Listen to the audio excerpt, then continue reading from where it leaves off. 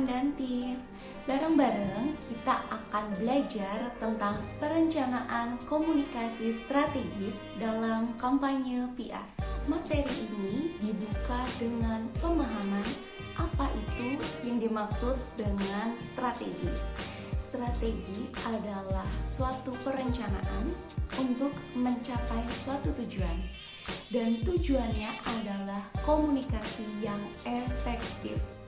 Komunikasi yang efektif adalah komunikasi yang dapat mengubah sikap, opini, dan perilaku. Tidak sedikit dari kita yang memahami bahwa kampanye PR sama dengan pemasaran. Sedangkan kenyataannya kampanye PR tidak sama dengan pemasaran, walaupun kedua hal ini saling berhubungan. Kalau pemasaran akan lebih terfokus pada omset, tingginya jumlah penjualan, dan sedangkan kalau yang namanya kampanye PR akan lebih terfokus pada pemahaman, penanaman pengetahuan yang akan mendorong timbulnya dukungan, minat, yang akan mempengaruhi citra dari suatu produk atau suatu perusahaan. Sebelum kita merancang strategi komunikasi, kita harus mengetahui apa saja tujuan dari strategi yang kita rancang tersebut. Tujuannya adalah untuk menimbulkan pemahaman, penerimaan, adanya motivasi, dan pencapaian tujuan. Menurut Wilberskam, ada beberapa kondisi yang perlu kita perhatikan ketika kita melangsungkan proses komunikasi atau mengirim pesan. Karena beberapa kondisi ini dapat membantu suksesnya proses pengiriman pesan atau proses komunikasi yang kita lakukan. Beberapa kondisi tersebut adalah yang pertama, ketika pesan yang kita buat sangat menarik perhatian komunikan atau lawan bicara kita. Yang kedua, pesan dikemas dengan menggunakan lambang-lambang atau isyarat-isyarat yang sangat mudah untuk dimengerti dan mengena membekas di benak dan pikiran para penerima pesan. Yang ketiga, pesan sesuai dengan kebutuhan dan keinginan para penerima pesan atau komunikan. Yang keempat, kebutuhan yang dibawa oleh pesan tersebut dapat dipenuhi. Dengan memperhatikan keempat kondisi atau faktor tadi dapat lebih mendorong tingkat sukses dari proses pengiriman dan penerimaan pesan dalam proses komunikasi yang kita lakukan. Dalam praktek komunikasi kampanye PR, selain memperhatikan kondisi-kondisi yang sudah disebutkan oleh Wilberskam sebelumnya, ada pula teknik komunikasi yang disebut from attention to action yang biasa kita sebut dengan AIDDA, yaitu adalah attention atau perhatian, interest atau minat, desire atau hasrat, decisions atau keputusan, dan action atau aksi, yang mana teknik komunikasi ini melakukan komunikasi dalam durasi yang cukup singkat namun dilakukan berulang-ulang dalam jangka waktu tertentu. Selain memahami teknik-teknik komunikasi, kita juga penting untuk memahami hambatan apa saja yang kemungkinan dapat timbul dalam proses komunikasi yang kita lakukan. Hambatan-hambatan yang kemungkinan dapat timbul seperti yang pertama, adanya hambatan teknik. Yang kedua, adanya hambatan penggunaan bahasa ketika berkomunikasi. Yang ketiga, hambatan yang terjadi ketika komunikator kurang siap dalam menyampaikan pesan. Dan yang keempat, hambatan yang timbul ketika munculnya pendapat atau argumen lain yang dirasa lebih bisa mantap dan meyakinkan komunikan dibanding dengan pesan yang dibawa oleh komunikator. Dengan memahami hambatan-hambatan ini, kita dapat bisa lebih siap mempersiapkan taktik atau solusi apa saja yang harus kita persiapkan untuk menghadapi hambatan-hambatan yang kemungkinan terjadi. Salah satu tujuan dari komunikasi adalah untuk mempersuasi. Persuasi adalah proses ketika komunikator berusaha mengajak atau mempengaruhi komunikan agar berpikir dan bertindak sesuai dengan apa yang diharapkan. Dan menurut Otto Lerbinger, ada 5 cara merekayasa persuasi. Yang pertama adalah dengan memberikan stimulus respon. Yang kedua, dengan cara kognitif, yaitu dengan cara memberikan pandangan-pandangan atau fakta-fakta yang dapat diterima dengan nalar dan logika. Yang ketiga adalah dengan motivasi, yaitu dapat dilakukan dengan memberikan pujian, hadiah, atau iming-iming. Yang keempat adalah dengan sosial, yaitu ketika proses komunikasi dilakukan oleh seseorang yang memiliki tujuan, jabatan, kedudukan yang lebih tinggi dalam strata sosial, sehingga pesan yang disampaikan lebih mudah diterima. Dan yang terakhir adalah personalitas, yaitu dengan cara memperhatikan sisi karakteristik dan personality dari para komunikan sebagai penerima pesan.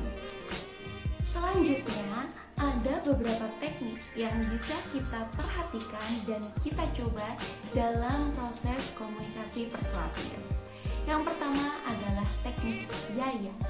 Teknik yaya adalah ketika dalam proses komunikasi kita mengajak komunikan untuk menjawab dengan jawaban ya.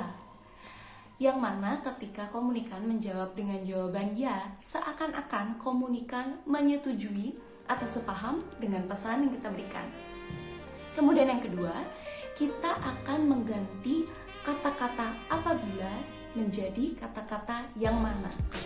Dengan demikian, kita secara tidak langsung akan mengajak komunikan untuk langsung sepaham, setuju, dan sepakat dengan apa yang kita berikan, dengan pesan yang kita sampaikan pada saat proses komunikasi berlangsung.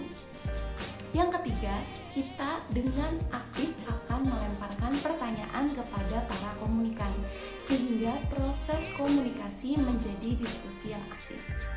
Selanjutnya, kita akan membuat kesepahaman dalam proses komunikasi yang berlangsung, di mana kesepahaman dan kesepakatan tersebut akan menguntungkan kedua belah pihak.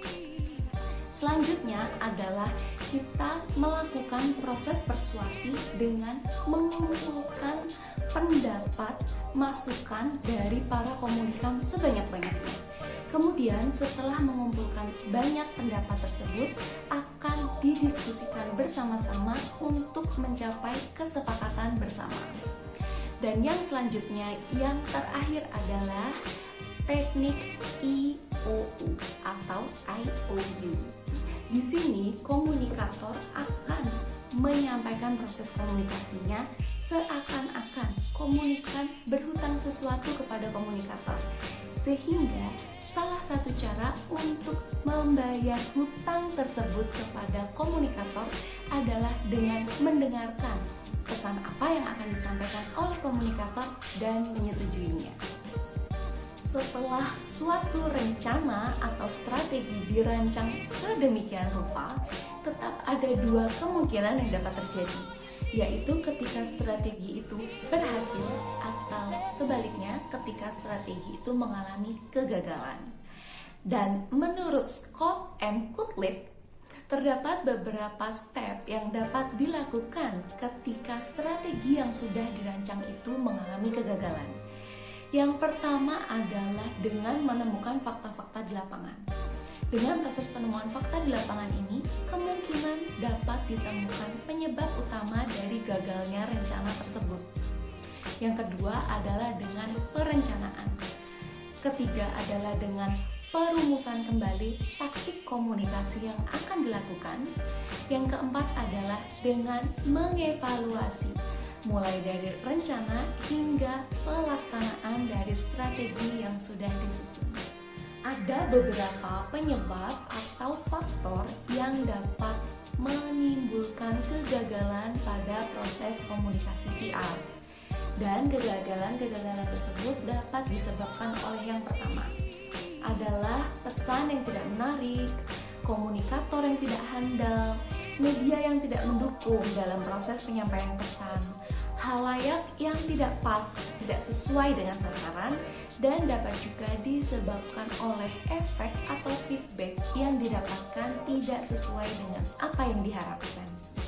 Untuk menghadapi kondisi di mana adanya kegagalan dalam proses komunikasi public relation, kita perlu memahami yang namanya transfer public relation.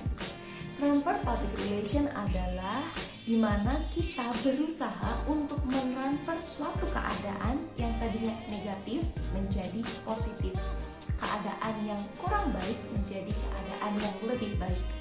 Misalnya, dapat diumpamakan apabila keadaan yang terjadi adalah ketidakpahaman. Kita akan berusaha untuk mentransfer atau mengubah keadaan ketidakpahaman tersebut menjadi keadaan yang paham. Jadi, dapat kita simpulkan bersama-sama, proses atau garis besar dari transfer public relations adalah yang pertama, kita membuat seseorang yang tidak tahu menjadi tahu, yang tidak paham menjadi paham.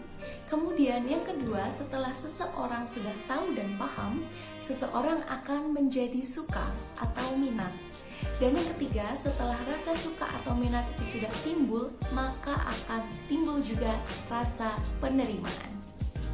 Itu dia tadi sedikit materi mengenai kampanye public relations. Semoga ilmu yang dibagikan dapat membuat kita semua menjadi komunikator yang lebih handal. Tetap sehat dan sampai bertemu di bagi-bagi ilmu selanjutnya. Dah.